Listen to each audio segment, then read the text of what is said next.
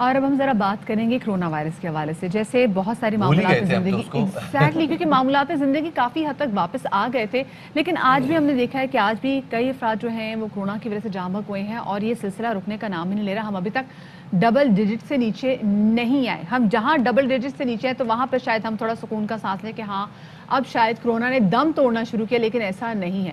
और आपको इस साथ में भी बताते चले कि पाकिस्तान उन 92 ममालिक में शामिल है जहां कोरोना वायरस की नई किस्म मौजूद है जो कि बड़ी तेजी से फैल रही है। और इसके बारे में ये कहा जा रहा है, माहिरीन कह रहे हैं कि ये जो नई किस्म है कोरोना की, कोविड की नई किस्म है, ये बहुत ज़्यादा लीथल तो नहीं है, बट येस ये ट्रांसफर बहुत जल्दी हो रही है। एग्जैक्टली जनाब, और एहतियात करें क्योंकि अगर एहतियात ना बरती गई तो इस नए स्ट्रेन की वजह से पाकिस्तान में कोरोना की तीसरी वबा का खतरा भी पैदा हो गया है। इस हवाले से बात करने के लिए हमारे साथ मौजूद है प्रोफेसर महमूद, किसी तारफ के मोहताज नहीं, हमारे शो की जीनत बनते रहते हैं। बहुत शुक्रिया डॉक्टर साहब हमें वक्त देने के लिए। डॉक्टर साहब, ये नए वायरस के हवाले से बात हो रही है, नए स्ट्रेन के हवाले से बात हो रही है, बरतानिया में किसी ब्राजीलियन स्ट्रेन की बात हो रही है, हम यहाँ पे यूके स्ट्रेन की बात कर रहे हैं। इसी रीजन में एक मुल्क है थाईलैंड, वहाँ पे मैं फिगर्स देख रहा हूँ कि पहले तो उनके पास कुछ अरसे तक तो केसेस आए ही नहीं, लेकिन फरवरी में वो मैक्सिमम जो उन्होंने पर डे केसेस टच किए वो 193 केसेस थे, जो कि एक बड़ा ही नॉमिनल सा फिगर है।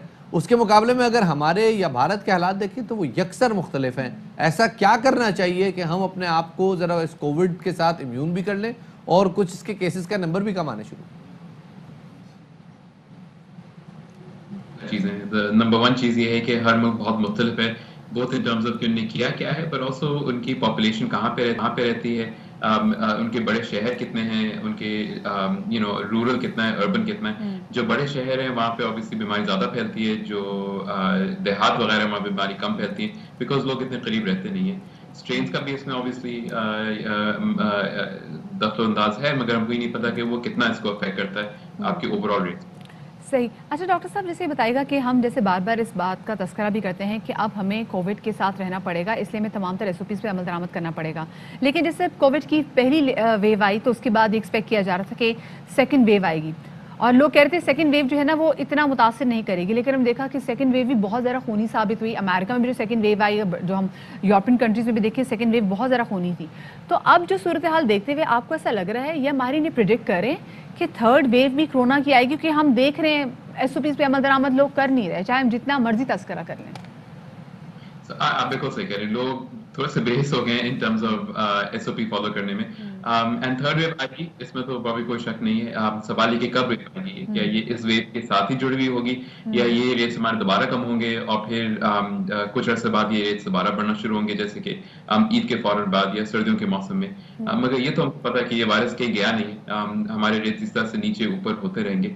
एंड वही बात है कि SOPs पे फॉलो करते रहना है, बिकॉज ये जो वेरिएंट्स भी आते हैं ये उसी वक्त आते हैं जब लोग इन्फेक्ट हो रहे होते हैं। अगर हम इन्फेक्ट नहीं होंगे, अगर हमको वायरस लगेगा नहीं, तो ये सारे जो वेरिएंट्स और स्ट्रेन्स होंगे ये पैदा नहीं होंगे। सवाल ये पैदा होता है सर कि इसके बावजूद कि हम कोविड में अपनी माशी सरगर्मियों को बहाल तो कर चुके हैं, कोविड में नए आने वाले केसेस की तादाद कम हुई है, लेकिन कोविड से जाँ बहक होने वालों की अफराद की तादाद में कोई कमी नहीं आ रही। जहां हम कुछ अर्सा पहले तक रोज़ाना 3000 या 2500 या 2900 केसेस पर डे की बात करते थे, अब वो तादाद 1000-1200 के लगभग होनी शुरू हो गई है, लेकिन फिर भी जाँ बहक होने वाले अफराद की तादाद में एक कंसिस्टेंसी देखने में आ रही है। इसकी क्या वजह है? इसकी बुनियादी वजह ये है कि याद रखें जो अमवात होती है कोविड के साथ वो थोड़ी सी देर से होती हैं। अगर किसी को कोविड आज लगता है तो अमवात उनकी यूजुअली 2 से 3 हफ्ते बाद ही होती हैं। तो केसेस जो कम होते हैं उसके तकरीबन 2 से 3 हफ्ते बाद ही उनके अमवात में शरह में कमी आना शुरू होती है। इस वजह से आपको ये डिले नजर आ रहा है कि केसेस तो कम हो रहे हैं मगर अमवात में ज्यादा भी कमी नहीं आई है। प्रॉब्लली अगले 2 से 3 हफ्ते में फिर इसी की अक्कासी हम देखेंगे कि केसेस हमारे अमवात भी कम होना शुरू होंगे। अच्छा साथ में डॉक्टर साहब ये बताइएगा कि बहुत सारे ममालिक में जहाँ से लॉकडाउन उठना शुरू हो गया है, जहाँ की मामलात ज़िंदगी की तरह से वापस आने लगी है, वहाँ पर एक बड़ी वजह ये भी है कि वहाँ पर जो कोविड की वैक्सीन है वो बड़ी तादाद में लोगों को लगना शुरू भी हो गई और बहुत तादाद में लोग कवर भी हो गए। जैसे हम इंडिया की मिसालें ले लें, उन्होंने तो लोकल सतह पे भी कोविड की वैक्सीन बना ली थी।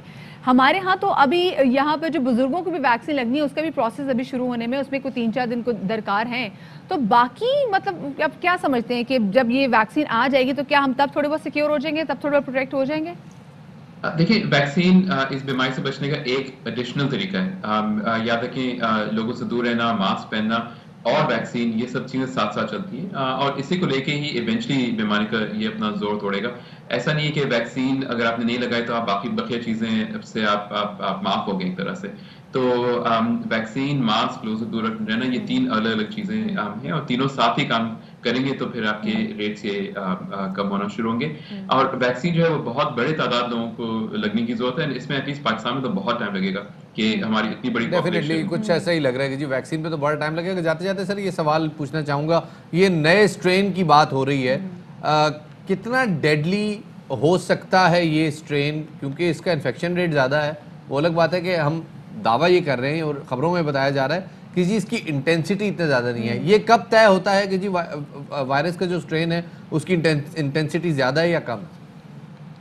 सो ये जो हम वेरिएंट्स या स्ट्रेन्स की बात करें, ये स्ट्रेन तो नहीं है, स्ट्रेन का मतलब वायरस बिल्कुल चेंज हो गया, ये वेरिएंट है, थोड़ा सा मुख्तलिफ है।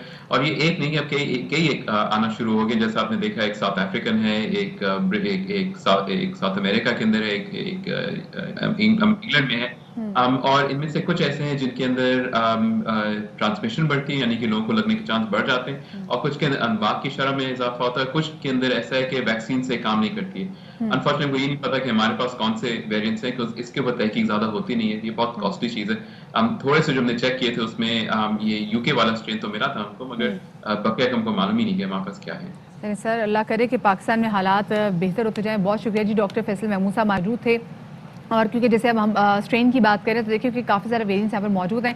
यूके के तो पता चल चुका है कि यूके का स्ट्रेन जो कोविड का स्ट्रेन है वो पाकिस्तान में मौजूद है, और साथ में कोविड की 3rd वेव भी एक्सपेक्टेड है। ये कब आएगी नहीं पता, बट यस जैसे 2nd वेव ने हमें हिट किया था, 3rd वेव भी हिट करेगी, और क्या लीथल होगा कैसा होगा ये नहीं पता। इसलिए हमें इसका ख्याल रखना है, क्योंकि शफात अब हम इतने बेहिस हो चुके हैं ना कि हम देख रहे थे अच्छा जी अमवात की तादाद कम होती जा रही, चलो भी ईजी हो जाओ।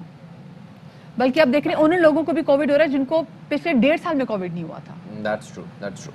खैर जनाब, ये गुफ्तगू जारी है, छोटा सा ब्रेक लेते हैं। ब्रेक के बाद दोबारा हाजिर खिदमत होते हैं, और आप लोगों के लिए एक सरप्राइज है हमारे पास। ब्रेक के बाद मिलते हैं।